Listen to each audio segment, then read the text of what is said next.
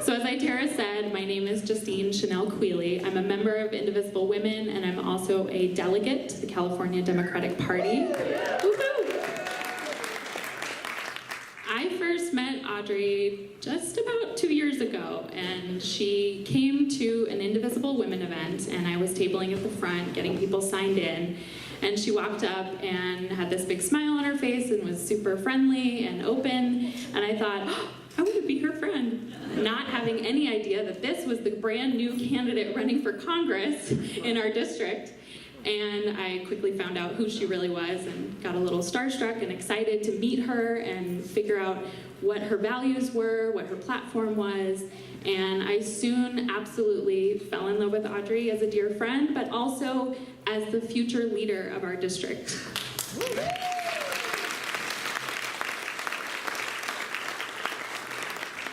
Audrey Denney, I've always said this, is made of kindness and grit, and so are all of we, because that's what it takes to live in this part of California.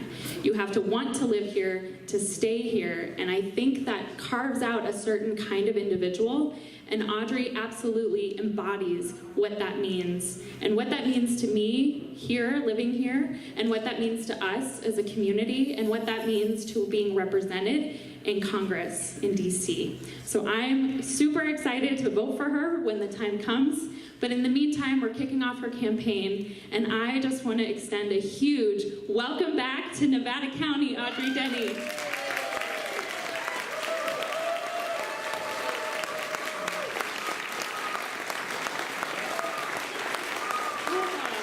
Oh man, not often. I love you guys. Not often do I get to be introduced by one of my dearest friends, and what Justine didn't tell you is that we really first bonded over a shared love of Taylor Swift. So, millennials, the both of us. But, oh man, I am so excited and so happy to be here. I gotta tell you, I live in Butte County, I'm 16 years in Chico, but coming to Nevada County always feels like coming home. And it's because I'm looking out at a room full of people who believed in me before I had given you any reason to believe in me. I'm looking out at a room of people who sacrificed and invested in me, who knocked doors and made phone calls when they didn't want to. And mostly I'm looking out at a room of people who made me me by working with me and shaping me and telling me your stories over the past 15 months, which is crazy. It's crazy when you think about it, that the first time I came to Nevada County as a candidate was January of 2018, and I could barely spell forestry. And I'm like, I'm thinking I'm running for Congress, but I don't really know why. I just really think I should. And we had a hard time filling a Starbucks to November 6th, 2018, where we won Nevada County by 56%.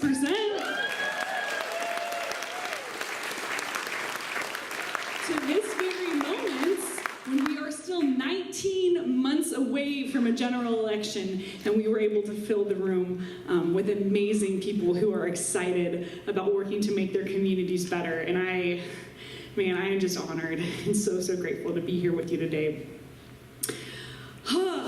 There's a couple things I want to tell you, and then we're going to open it up to question and answers, because I want to talk about what you want to talk about. But I want you to know that I feel different than I did. I feel stronger than I did last time. And I want to tell you a quick little story about a moment that I realized things were different. So, obviously November 6th, election night, November 8th was the day that the campfire started, and then first week of December, around December 4th, my amazing campaign manager, Brian, so Brian and I were in DC with 4 campfire survivors. Not in any official capacity.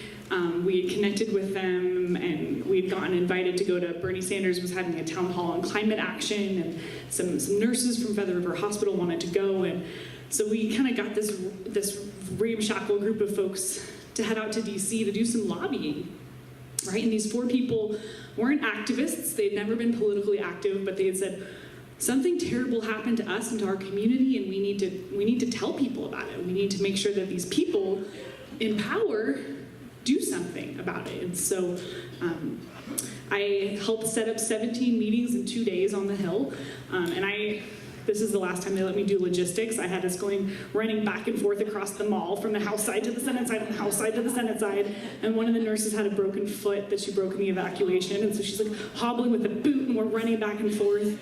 I was passing out granola bars because there wasn't time for lunch, but we were there. And in the beginning, they were really, really nervous and they were stressed out because they were going to meet with sitting congresspeople, sitting representatives. And they were still very much in the midst of their trauma, right? It was only about 3 weeks after the fire had broken out. But in the act of sharing their story and in the act of sharing what had happened to them, they became activists, right? And so that very first day, they sat in Congressman Mike Thompson's office and said, this is what happened to us, and this is what we need from you. And they asked for support of disaster relief for Butte County. And they asked for climate action, and they asked for federal help to make our forests healthy.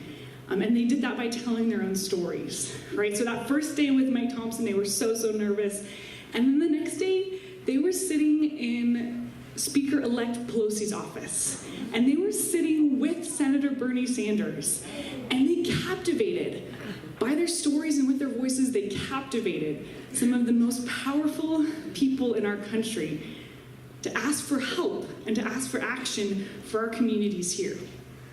And it was this amazing moment for me where I got to watch their transformation from timid and afraid, but knowing it was important, to being ready to stand up and to fight for our communities. And on the airplane home, I realized that my journey that I've experienced mirrored that transformation, right? In the beginning, I didn't know why I was doing it. I didn't know what I was doing, but I knew it was important. And I knew it was important that it was me. Something deep inside me said, it's important that it's you. And so I stepped out in service to fight for our part of the world. And then in that journey, in that transformation, I'm now standing before you and I'm ready. And I'm stronger. And I'm ready to serve you, and I'm ready to lead our part of the world. And I'm ready to fight for the kind of change that we need to make our lives and our communities a little bit better. Yay. Pretty exciting. Pretty exciting. So early in the primary phase of last year's campaign, I remember spending a lot of time talking about myself and being like, hey, I'm Audrey, this is all about me. And that was important because I didn't know you yet, right? And then in the general, I spent a lot of time casting a vision, right? Casting a vision for what protecting our democracy looked like and how we could come back from the edges of polarization by recognizing the common inherent human dignity in our neighbor, right? And I gotta tell you, as we launch the 2020 campaign, you wanna know what I wanna talk about? I want to talk about the actual, practical, pragmatic things that I can get done as a freshman representative that will make your life just a tiny bit better here in Nevada County.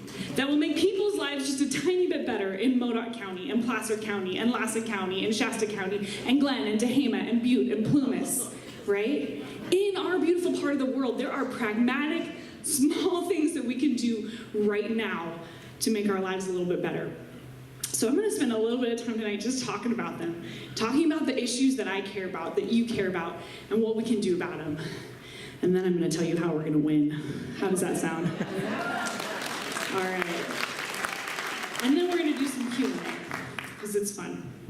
So my number one, my top priority, which should come as a surprise to no one in this county, is making our forests healthy again. Right now, we, all across the 1st District, our forests have the potential to destroy us, right? They have the potential to destroy us, or they have the potential to reinvigorate our rural economies, to provide clean, water to provide wildlife habitat and healthy ecosystems, right? If we can restore our forests to health, all of these things can become a reality.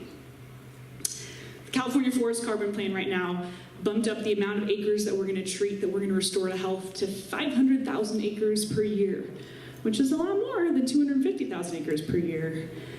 But we have 6 million acres just in the Sierras that desperately need to be treated. My number one priority is going to be making sure that we can get stewardship contracts across all of our forests in Northern California. We have to increase the pace and the scale at which we bring these forests back to health. And the mechanism that we need to do that, here's where I get a little wonky, the mechanism that we need to do that is already in law, right? The stewardship contracting process brings all of the stakeholders together, all the community stakeholders around the table. It brings the local, the state, and the federal government. It brings the Native American tribes. It brings our NGOs. It brings environmental groups. It brings loggers and foresters. It brings everyone to the table to make an integrated natural resource management plan. And then we can implement it. Because then we can bring private folks in to implement that plan whilst boosting the revenue in our local counties. All right, so my number one priority is going to be cleaning up, restoring our forests to health. But then the question is, what do we do with that woody biomass? Stick with me here for a minute. Imagine in the mid-1850s, mid-1800s, our forests, healthy fire-resistant forest, has between 50 and 80 trees per acre. Hold that number in your mind. Now, in 2019, a lot of our forests have between 300 and 400 trees per acre. So many of them are dead because of drought, because of beetle kill. We desperately need to remove that excess woody biomass out of the forests. Right now, what we're doing is we're, wait for it, raking it into piles and burning it in the open air, right? Which is clearly contributing to global warming and climate change, right? It's releasing greenhouse gas emissions. So what if we, here's where it gets really exciting, what if we took that woody biomass and did other things with it, right? What if we, yeah, this is where it gets fun. What if we use that woody biomass to do things like create cross-laminated timber? When you hear that word, cross-laminated timber, I want you to think of basically really thick plywood that they're using to build buildings in Portland right now. They're using to build big earthquake-safe buildings. So it's sequestering that carbon by not letting it go up into the atmosphere, right? But in order to create an economic incentive to make cross-laminated timber, we've got to make a fix in the US building code to make it approved material, right? We've got to put the right conditions in place to make the market incentive so folks will invest the money to make those kind of plants. You want to know what else they're doing with woody biomass? Yeah? Yeah? Man, I feel like I'm teaching college again. Folks in Lakeview, Oregon are making renewable jet fuel and renewable transportation fuel out of the woody biomass that they take off of lands in Oregon. What? But did you know, I'll give you $1 if you do this, did you know that the renewable fuel standard doesn't allow woody biomass taken off of public lands to get economic incentive credit? So if I am a corn grower, Justine knew I owe her $1. This is why we're friends. Nerds. If I'm a corn farmer in Iowa, I'm getting an economic incentive to produce ethanol, right? But if I'm using woody biomass collected off of public lands, which is making our communities safer, making our ecosystems healthier, I don't get an economic incentive to turn that into renewable fuel. Sounds like something a first-year congresswoman from California's 1st District would like to fix. All right, so we're gonna make our forests healthy. We're gonna revitalize the economic engines of our rural forested towns by creating market incentives and putting the conditions in place to have private investment come in here. We're gonna support career and technical education that's gonna train the folks up in our communities to do these jobs. And we're gonna work to make people healthy. Folks, there is a lot. I do not need to tell anyone in this room that there is a lot that we need to do to be working towards a healthcare system nationally that ensures that you do not go bankrupt when you have a health emergency, and ensures that every single American, no matter how much money you make, no matter where you live, can get high-quality health care, right? There is a lot that we have to do at the federal level. But there's also a lot that we need to do right here in Nevada County. How many of you, raise your hand, have trouble finding the doctors that you need here in Nevada County? Let the record show that 70% of the hands roughly were raised, right? In our rural areas, and Nevada County is probably the best suited, besides Butte County and Shasta County in our district, right? In our rural areas, the shortage of healthcare professionals is staggering. And folks have to drive hours and hours to even have a baby. Women in Sierra County and Modoc County have to leave their home counties if they would like to deliver a baby in a hospital, right?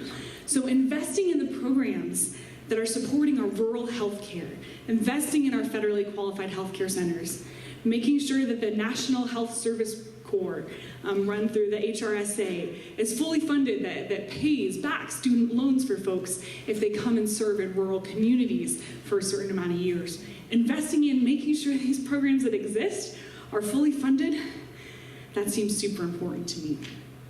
All right, but we also need to be thinking long-term and thinking about how can we make our communities places where our kids and our grandkids want to come back and live, right? How do we identify young people from an early age who are interested in science, technology, engineering, and math, and send them to medical school and say, hey, then come back home. Come live here, and come provide health care for the amazing people that live there, right? Well, one of those ways you make young people want to come back and live in a community is make sure that we have rural broadband, right? Lord, sometimes I drive through eastern Shasta County and I can't get a cell signal for 20 minutes. And I'm like, what am I gonna do? How can I make my life happen? But it's true, students have to sit outside their high schools in their vehicles or in their friends' vehicles to use the Wi-Fi at school to do their homework, right? This is 2019 and it is absolutely unacceptable that young people cannot connect to the internet to do their homework, right? Rural broadband is an education issue. Rural broadband is a health issue, right? If we have rural broadband, we can invest, we can use telemedicine, we can get access to doctors who are far away. Rural broadband is a public safety issue, right?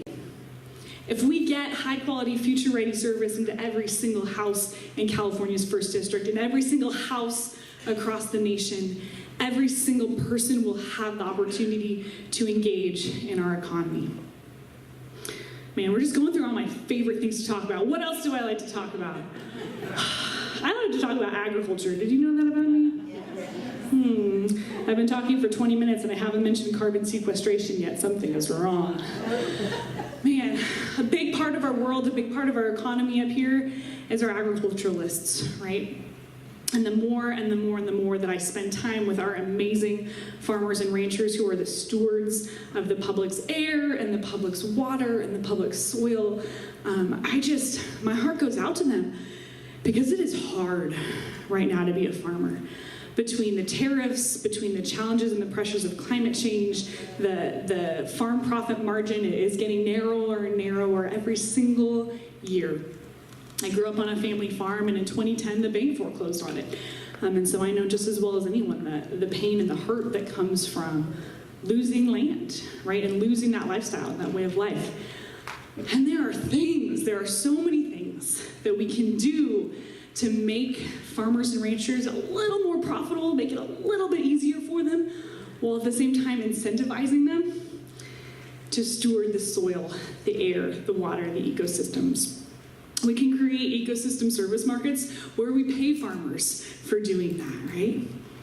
We can incentivize them through shifts in farm policy to make sure they're engaging in conservation practices on their land if they're getting crop insurance benefits, right?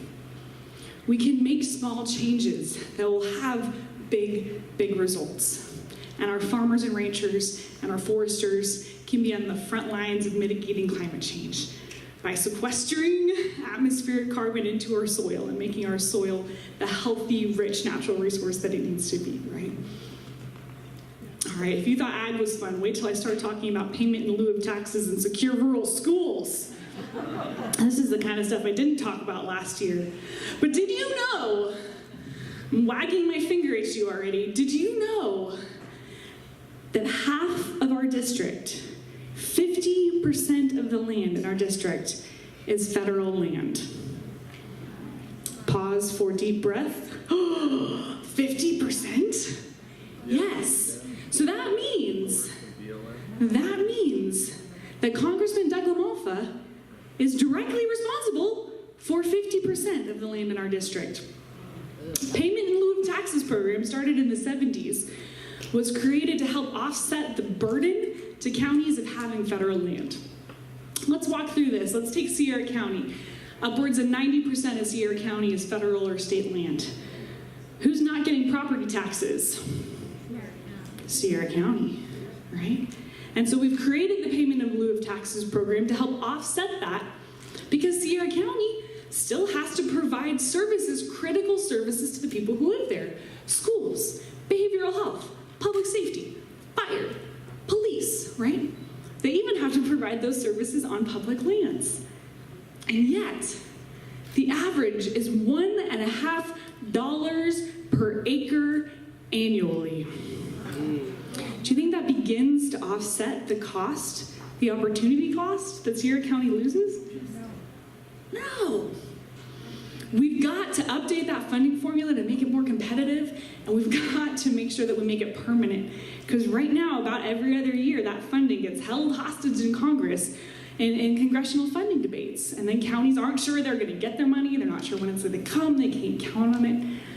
And that funding is critical to make sure that Nevada County and Sierra County and Plumas County can offer the services to the people who are sitting in this room, right? Is talking about payment in lieu of taxes, is that exciting and sexy for a campaign kickoff speech? You know what, it might be, but I gotta tell you, it might not be. And if it's not, then I don't really care. Because this is the kind of stuff that we need our representative to pay attention to, right? This is the kind of policy that needs to be made to make your life a little bit better. The issues that we face in this county are not ethereal, they're not up in the air, they're not abstract, they're real. And they're making life harder every single day for people here. And one thing I want you to know about me is that I will always fight for you, and I always fight to make sure that we are protecting the most vulnerable among us, especially our seniors and our veterans, right?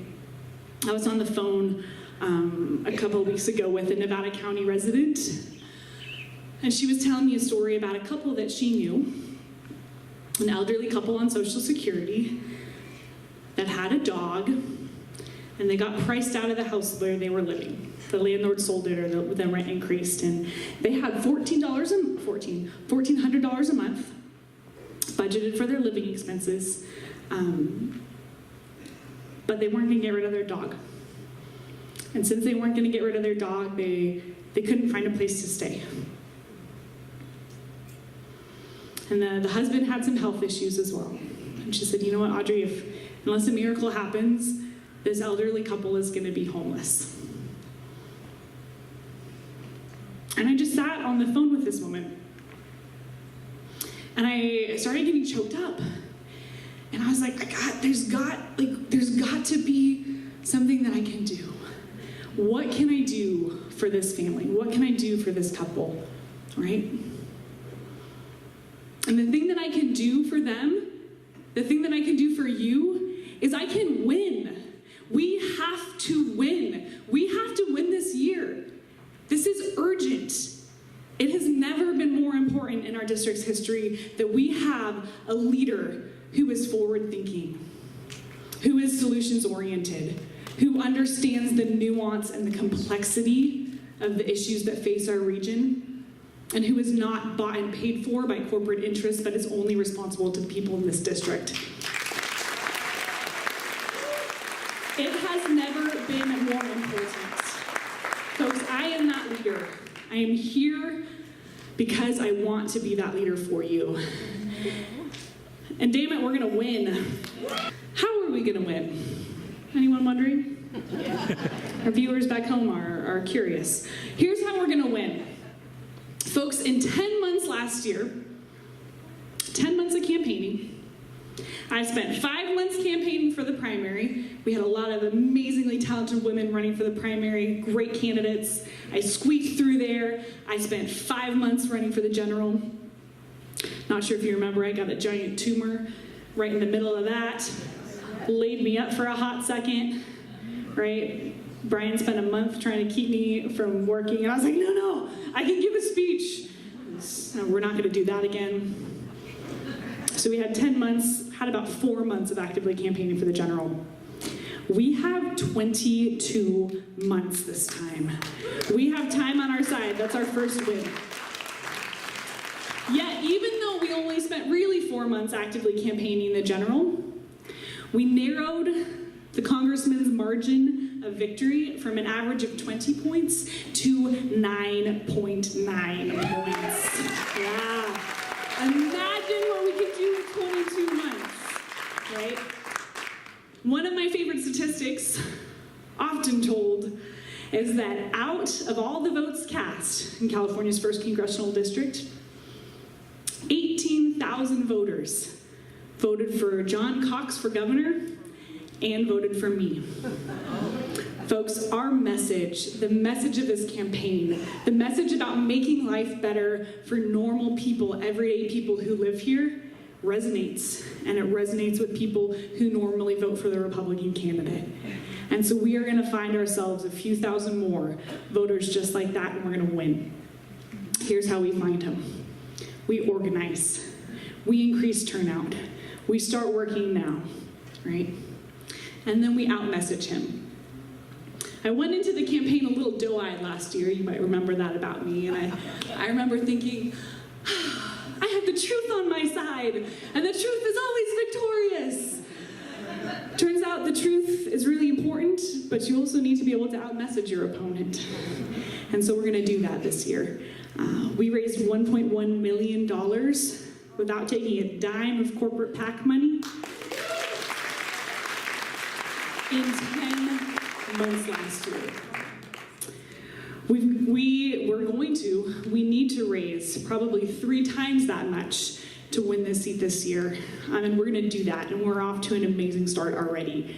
In the first quarter of this congressional campaign, we raised over $250,000. All but 500 of it came from individuals, right? So we are I am tremendously humbled, because I'm looking out at this room and I see the faces that go along with the names that go along with the checks that you sent in, right? So I'm incredibly humbled and incredibly grateful. And we're just getting started, right? We have a long way to go. We've got a lot of money to raise, we've got a lot of people to talk to, and so anything that you can contribute, if it's $5 a month, if it's generously being able to contribute the max, is so appreciated. But when you write that check, or when you go onto the website and you click donate, when you do that action, I want you to think of something, and I want you to think of something specific and special for me, okay?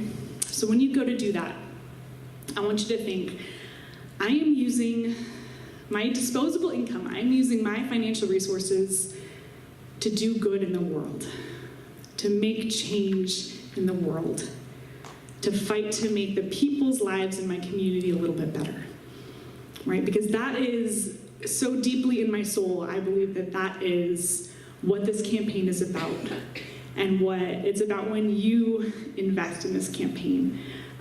So think about that for me, and just thank you for being part of this journey. We have a lot of work to do, but good thing for me, all I like to do is work.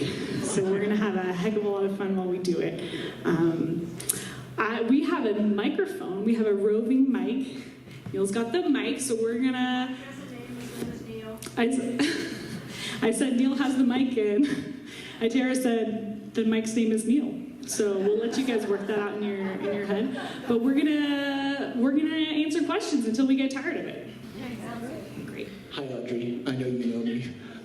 For you people that don't know me, my name is Alan Inman. I'm from Paradise, and I have actually two questions.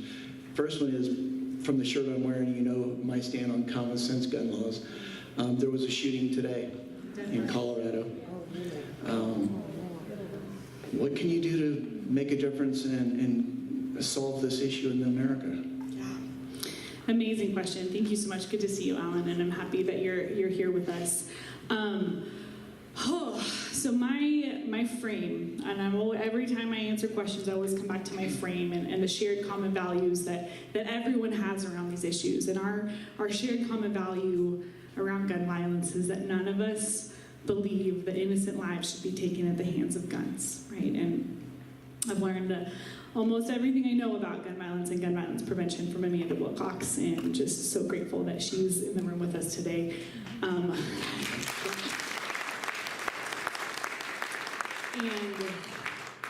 I'm a gun owner. I grew up on a ranch. I understand the rural frame. I believe it's important that farmers, ranchers, and sports enthusiasts have the tools that they need. But folks, there is so much that we can do to make sure that things don't happen like they did today. Some of the low-hanging fruit, Representative Mike Thompson put an amazing bill through the House this year to make sure that we're expanding background checks to be universal, to make sure that we're able to take guns out of the hands of domestic abusers, of violent criminals, like expanding the gun violence prevention order nationally, and then also being able to ban bump stocks and binary triggers and these things that make it so much easier to create mass casualty incidents. So I really hope to work with people like Congressman Mike Thompson to get common sense gun reform passed through the House, and then hopefully build up the political will in the country to push it through the Senate as well. So thanks, Alan. That was a great question. Second question is, I know that Doug, I call him Alfalfa, I'm Alpha, but I know Doug... I call him the congressman. I don't call him at all. But anyway, he only seems to appear in Paradise when there's a photo opportunity or something like that. But I'm hoping that, like I said, that you come up there, and I think you can steal a lot of Republican votes up there. I was up in Paradise last weekend. Gosh, the time just is all jammed together, and guys, the campfire changed everything about life in Butte County, and I know we were devastated by the Carr fire and the Klamathon fire and so many fires, but God, the campfire almost broke me. I gotta tell you, I mean, 3 of my campaign staff, 16 of my best friends, lost everything, right? And we just haven't seen something of that scale. It was more structures damaged than the 7 prior most devastating structures in California combined, right? And there was something that happened really deep in my soul with the recovery from that fire that said, this is why we need change now. And we need a leader who will fight with everything they are and everything they have and every moment of the day for us. And I will looking forward to coming up to your neighborhood and meeting with your neighbors and just appreciate you. Just happy you're here. We just want water. Lord, seriously. He said they just want water. I'm sure most of you know that the water situation is really, really challenging, and most of it is contaminated with benzene, and so we're working to try to figure out how we can get safe potable water to the residents that are repopulated already. So. I won't. I'm actually on the 11 p.m. flight to Kansas tonight. I'm going to Manhattan, Kansas. So I am back working full time. I wish I was made of money. It would make my life a lot easier, but I am a working class American, and I spent every dollar of my savings on living expenses last year when I was running, and so I'm back at work full time as an educational consultant. So I'm on the plane to Manhattan, Kansas tonight. I'm going to be working with the National Agricultural Education Council on a project for the next 2 days, and then we'll be back campaigning in Reading on Friday. So I'll send you an update. That'd be great. Thanks, Alan. Who's got the next question? But my question is really about Shasta County. I looked at all the statistics post-election, and Shasta County is where we lost. And so my question is, what are you and your campaigners planning on doing about Shasta County? Because I think we can sew this county up for sure. Yeah, we knew we were going to bomb in Shasta County, but we didn't know we were going to bomb as bad as we did. We got 35%, 36%, something like that. The most amazing grassroots organizing that was organized by precinct, right? And so long before I was the candidate, long before I ever had the idea of running, they were organizing in precincts, they were getting to know their voters, they had precinct captains, and as soon as I was the official candidate, bam, it was all Audrey Denney all the time, right? They opened up an office in downtown Wairika, they were knocking it out of the park. So organizing was the first lesson. Second lesson, first time I went to Siskiyou County, I made some friends. And then they were like, hey Audrey, you should come to this event. So the next week, I went up to Siskiyou County and I went to their event, met with the FFA president, Future Farmers of America, big fan. A couple weeks later, they're like, hey, we're having the Etna Rodeo Parades this weekend. You should come up. So I was like, heck yeah, I want to come up to the Etna Rodeo Parade. So I went up, got to be the judge of the Etna Rodeo Parade, right? A couple weeks later, it's the Jammin' Jamboree Town Square event. The whole town's going to be there. I'm like, oh.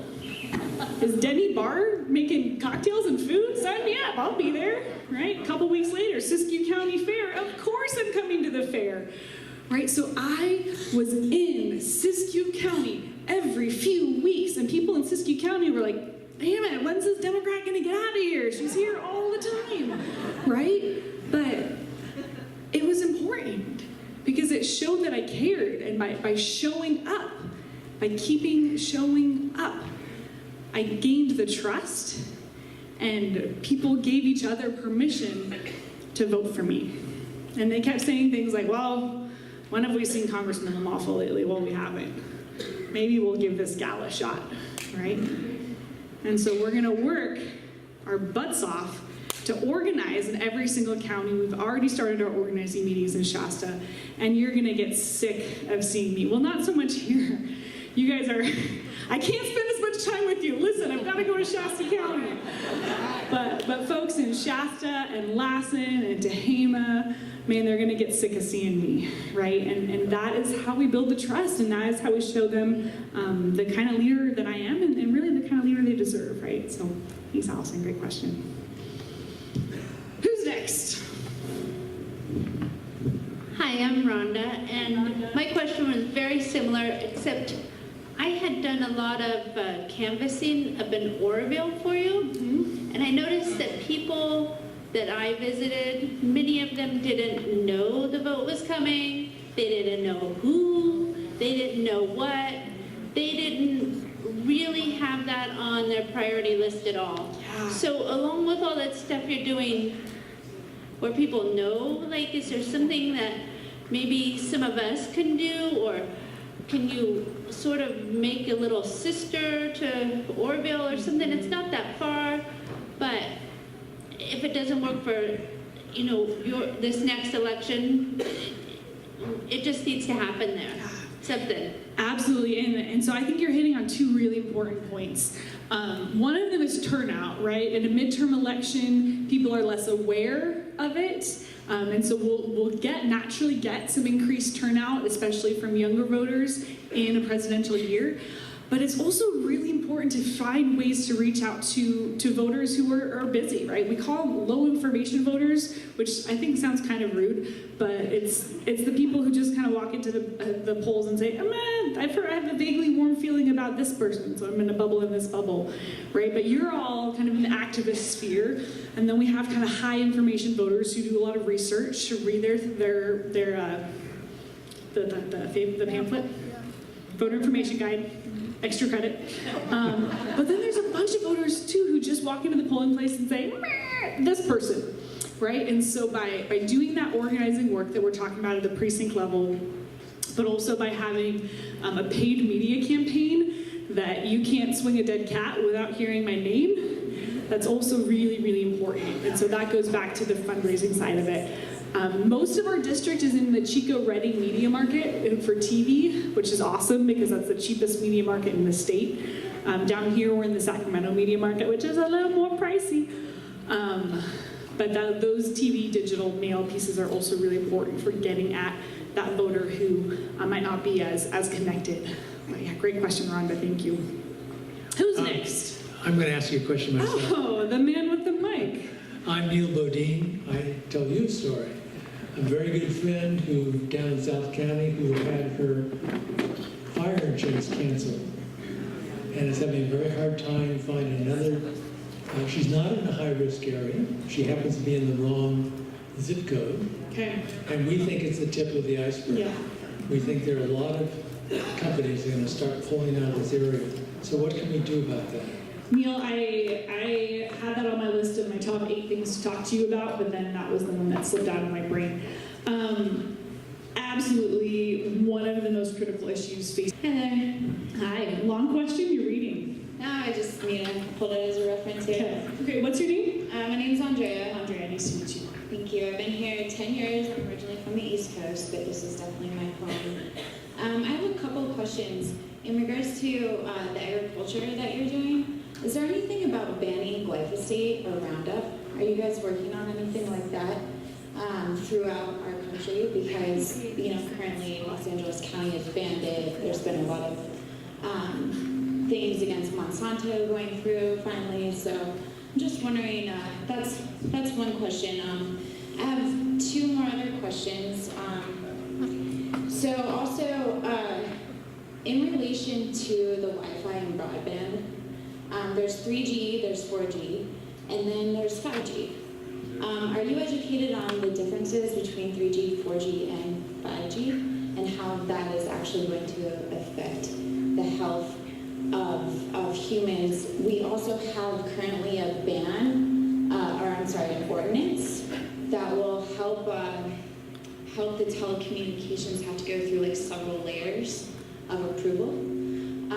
But with 5G, these towers are going to have to be put up every 500 feet, which is, encroaching on private property and rights of that as well.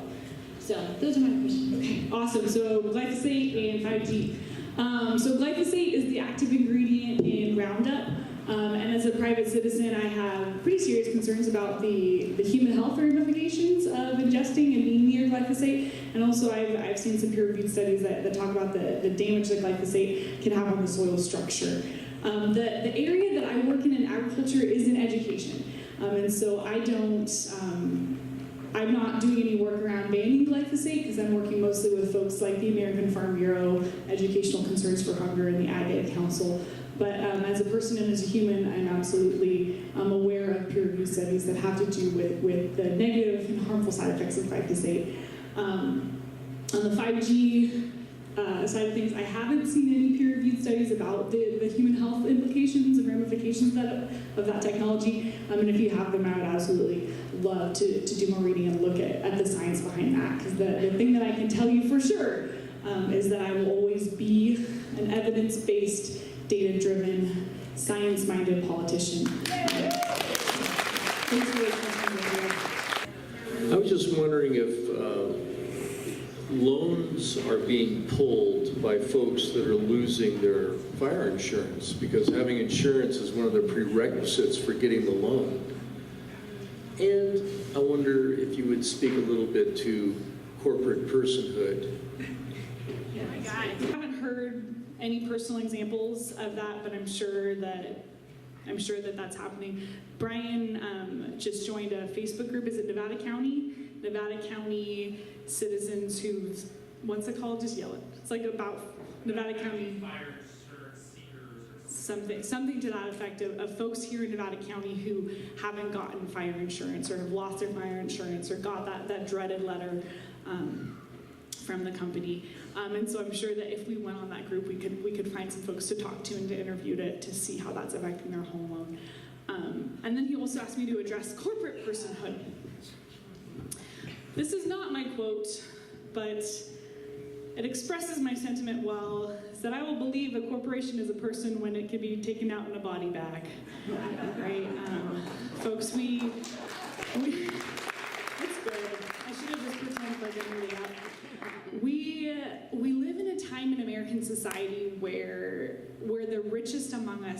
powerful among us have even more power, right? Have wrested power and wrested control from the citizenry, right? And we see that in the decline of the strength and the power of labor unions. We see that in the ability of corporations to donate more money to political campaigns, and the way that they have undue influence with our politicians. Folks, until we can get real and lasting and meaningful campaign finance reform, until we can overturn Citizens United, we are going to continue to have a system where the most powerful among us have more power. And so I will give a shout out to the Move to Amend booth back there. They're back there and would love to educate you more about what they're doing, which ties really well into campaign finance reform. But thanks, Charlie. I appreciate you. Who's next? Hi, my name is also Neil. I've been back in the county for about a year after spending 10 years in Nepal, where I worked on defending human rights offenders and set up a human rights and violence monitoring system. And I knocked on doors for you. Well, that would be great. Okay, I want to talk about defending human rights overseas. Okay, and I knocked on doors for you during the election. And so just my lead into this is you're talking about you're a science, you want to be scientists and science and data driven. Now, when we were talking about gun violence earlier, I noticed that one of the solutions that you didn't talk about was an assault weapons ban. Yes. And I am really encouraged by that because I want you to win the general.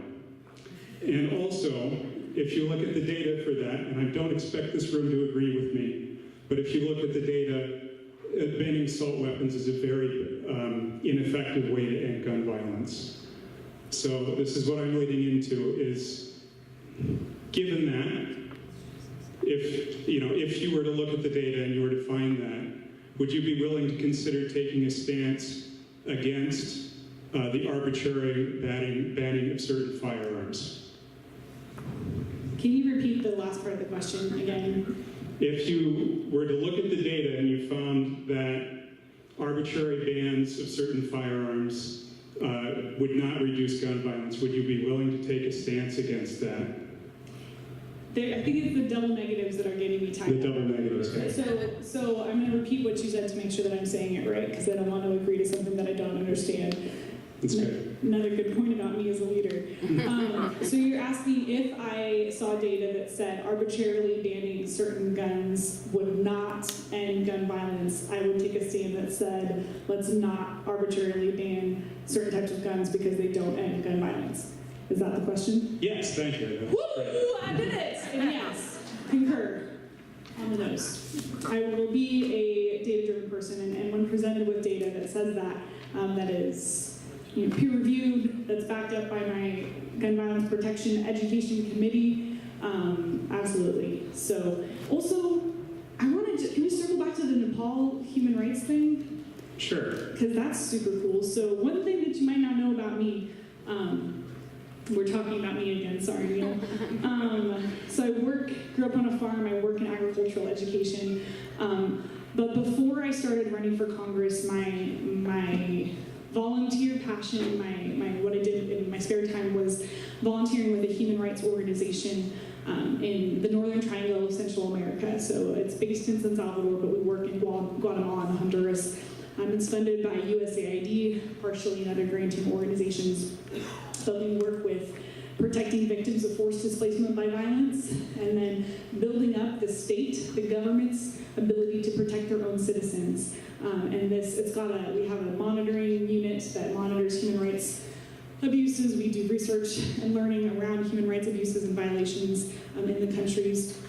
But we also hold the state, the government accountable when they don't protect their citizens. Last year alone, they got 6 cases through the Supreme Court of El Salvador saying that the government had to protect their citizenry. And we're also prosecuting historic war crimes trials. So we're prosecuting the generals who perpetrated the El Mozote massacre in 1981.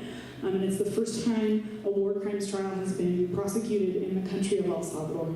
And so as passionate and as invigorated that I am about issues that directly affect your lives here, because of my deep-seated belief that every single person is inherently equal in worth and rights and dignity. I am also passionate about building up and protecting and defending human rights around the world, right? And when we, as America, when we protect the rights of people around the world, we create the conditions where peace and security and freedom for everyone can be achieved.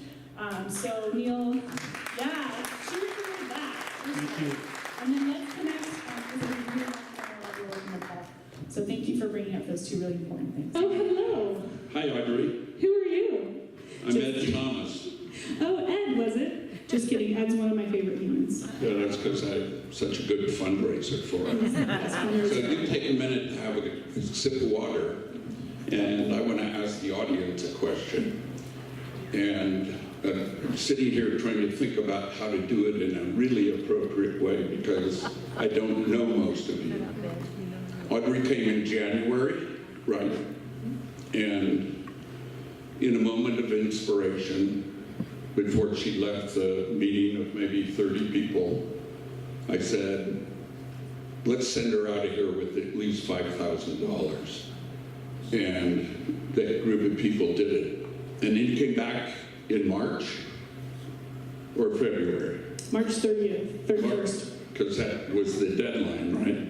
I just write in my diary every time I see you. Dear diary, I saw that today. She came back in March, and it was an audience that I knew pretty well, and I knew could afford to make a significant donation, which we really can't do, but I am so committed to getting this woman elected. I did what I'm doing right now, and I stood up and I said, Barbara and I, right, Barbara, and she nodded her head, are going to give Audrey $1,000. How many people here would do that? 6 or 8 hands went up, and then I dropped it to 5, and I dropped it to 100, and I think we raised something like $15,000 or $20,000. So I'm going to do it in a little different way tonight, just to make it softer. Stay connected to your heart when you listen to this woman. And let's just have a show of hands of people who will commit to giving $100 a year for this year and next year. At least do that to help get this woman elected. Love you, kiddo. See you next meeting. Love you, thank you. I want to answer one question that hasn't been asked yet, but I got asked a couple of times before, from people in this room and before, and I want to talk about it a little bit. How many of you in this room are aware that the California Democratic Party is having a special election to elect a new chair? Okay, about a third to half of us. So there'll be a special election to elect a new chair of the Democratic Party coming up here at the convention in San Francisco in June, first weekend in June. Looking at the delegates, or just anyway, May. This, it's soon. It's happening soon. And I think there are 3 candidates that I've met who are running for that office, and I think they're all qualified, awesome people. There are 2 that really stood out to me. Both Kimberly Ellis and Rusty Hicks, I think, are really both phenomenal humans. I have told Rusty that I would vote for him in the first round. He had a really specific plan to talk about learning and development for our central committees in the northern part of the state and how we could build up our grassroots leadership. And as an educator, as a teacher, I was like, oh my gosh, tell me more, that's what I want. And so for me personally, that tipped him over the edge. I think Kimberly is phenomenal, and I think she would do an incredible job leading our party as well. A lot of people have asked if I've released my delegates to vote for whoever they want, and absolutely. So for those of you who might not be as familiar with the intricacies of the California Democratic Party bureaucracy, I get 2 delegates that I got to nominate, that I got to appoint myself, who get to vote at the state level. And the only thing I told them that they had to vote for was me. It was time to vote. And so I absolutely want all of our delegates to. But I also know that come hell or high water, there is nothing that is going to distract me or detract from my one mission and mandate over the next 19 months. And my one mission, my only mission in the next 19 months is winning the seat in the U.S. House of Representatives so I can serve you. And so I'm going to work harder every single day than I did the day before. I'm going to do everything humanly possible to make sure that in January of 2021, I am being inaugurated with the 117th Congress, because that is what you deserve.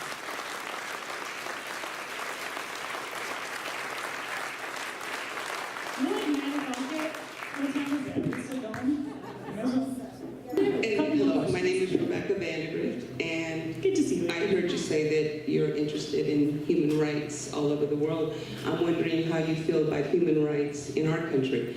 A third child recently died in ICE custody. The situation at the border is horrendous. Families are still being separated, and the reality is this country needs immigrants to keep our economy going. And I want to hear your plan, what you're going to do, because that's really important to me. And I voted for you last time. I need to hear what you say today, and then we'll see if you get my vote. Fantastic. I got 19 months to earn it. I'm going to work every day to do it. Oh, folks, there's so much to unpack with that question, and there's so much to think about. But I want to start with the context set to make sure that everyone's on the same page, right? Because we talk a lot about the crisis at our border, right? And the facts, when you look at the documented facts, illegal border crossings are at a 20 to 30 year low, right? Stick with me here, illegal border crossings. Because we're not seeing single men looking for economic opportunity from Mexico crossing the southern border. What we're seeing are entire family units. We're seeing unaccompanied minors. We're seeing women and children from the Northern Triangle of Central America who are fleeing rates of violence equivalent only to war zones. We're seeing those people who are trying to cross the southern border. And folks, asylum seekers are protected under U.S. law.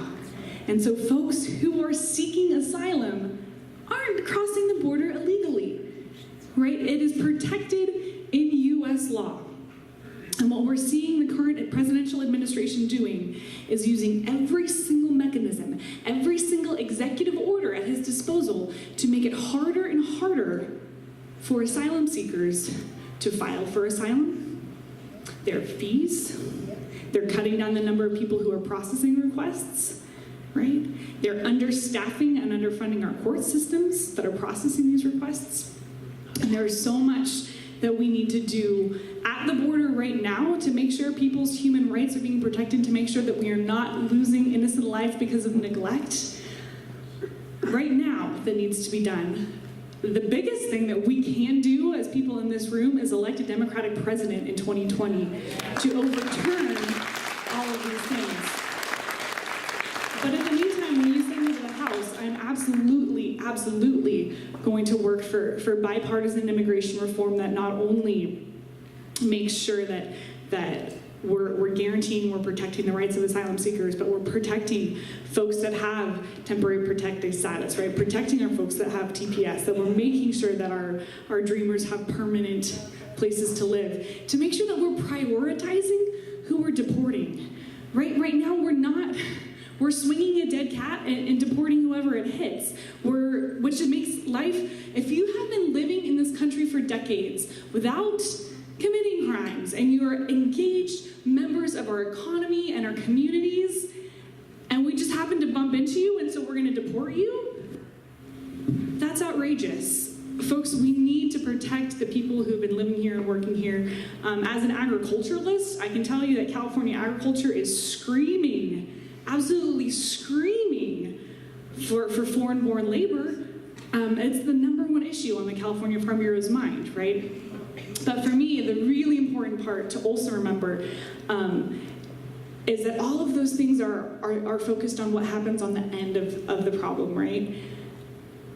I want to go back all the way to the root causes and say, hey, what's causing this migration, right? What's causing this many people to run for their lives, right? I'm going to go on a little bit of a soapbox here because I have the microphone.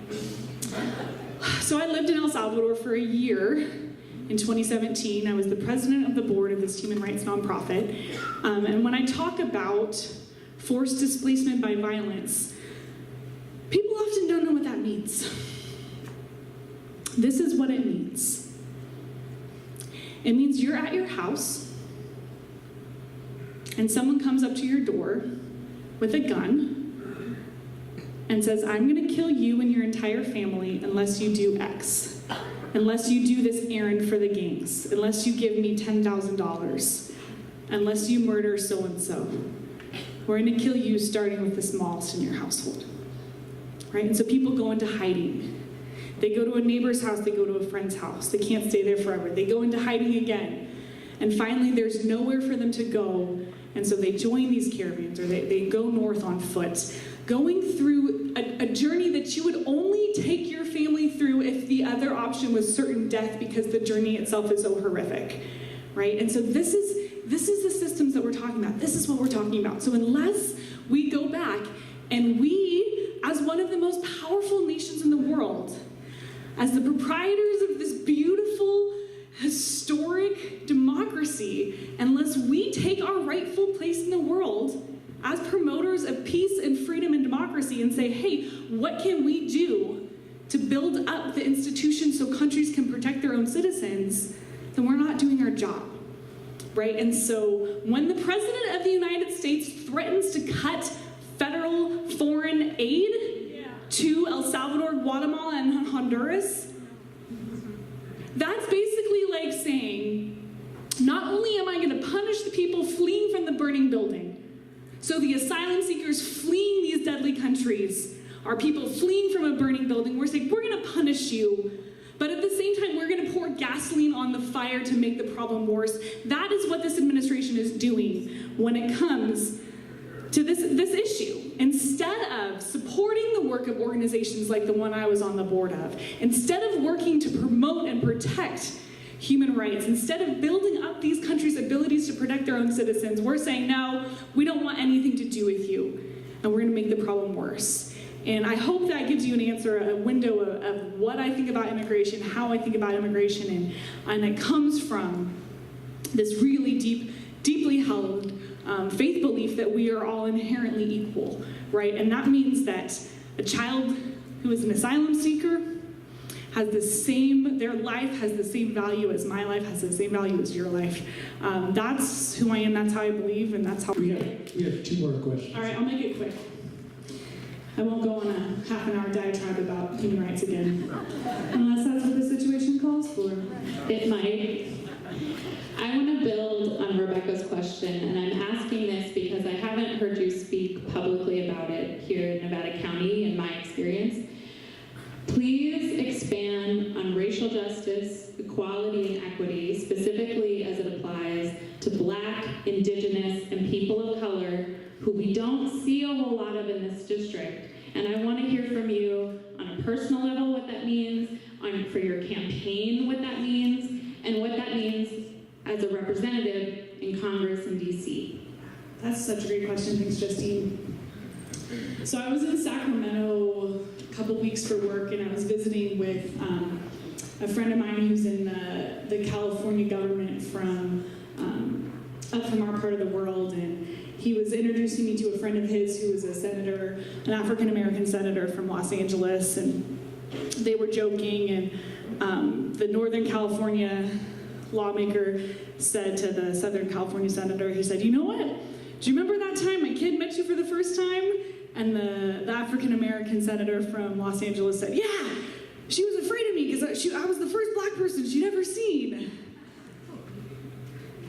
That's the world that we live in up here, right? Because we have a shocking lack of racial diversity. When you look at the statistics, we're the second whitest congressional district in the state of California. And we absolutely need to be thinking about and talking about these issues.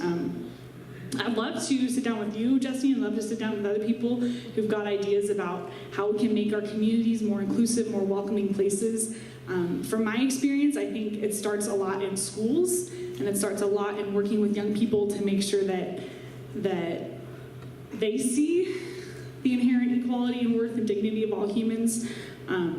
It breaks my heart when kids get bullied. I was in Montague in Siskiyou County, and I met a 15-year-old Latino, half Latino young man, and his grandma said, yeah, he gets bullied sometimes at school because he has brown skin, and that broke my heart. And so I think that for me, it makes a lot of sense to be starting at the school age level and investing in programming that helps bring those conversations to school. So, but I'd love to talk more about other ideas of that offline. So thank you. And Neil, one more question, was that it? Actually, I have two now. Okay, 2, and then we're gonna call it. I did a lot of canvassing for you. And What, you did? Yeah, I did, and I enjoyed. Bill knocked doors like every single day. Enjoyed every minute of it. I only got flummoxed once when a fellow, we're in a culture where everything wants to happen fast. He wanted to nutshell you. So the question he asked was a very, very good one, and I think I sent an email to Brian asking the question is, he said, just tell me, if she gets elected, what are her 3 top priorities going to be? Healthy forests, healthy people, healthy communities. How's that? Hi, I'm Daniel Zuckerman, Nevada City. I think during the 2018 election, we all got so incredibly bored by all those commercials showing them trying to tie everyone running for Congress to Nancy Pelosi. And we saw Nancy Pelosi in bed with people, we saw them in cars with people, we saw them on airplanes with people. And I think the Republican Party may have learned that trying to tie everybody to Nancy Pelosi is not necessarily a winning strategy, because a lot of those Congress people in California did win their election. I'm seeing now the next wave coming, which is that they're trying to tie you and other people to AOC and to Bernie, and to say it's the most radical, the most socialist, the most extreme wing of the Democratic Party. Do you think you will be a stronger candidate if you do not endorse anybody for any other office or allow yourself to be endorsed by any other presidential candidate, but you're running your own one-woman show? I can't imagine me endorsing a presidential candidate. There's too many. It's just too dang overwhelming. But I think that you hit on the exact right point, right? In last year, up and down the valley, all the way up here, it was enter X name Democratic candidate and their San Francisco values, right? It didn't matter. They were using the same playbook. The great thing about the Republican leadership in DC is that they're not that creative, and we know exactly what they're going to do. And it doesn't matter who I am or what I say or what I believe. Within 6 months of the election, they're going to be calling me a socialist and photoshopping pictures of me saying, whatever, and pictures of me with people I've never met. And so it doesn't matter who I am or what I actually say, they're going to make up lies about me.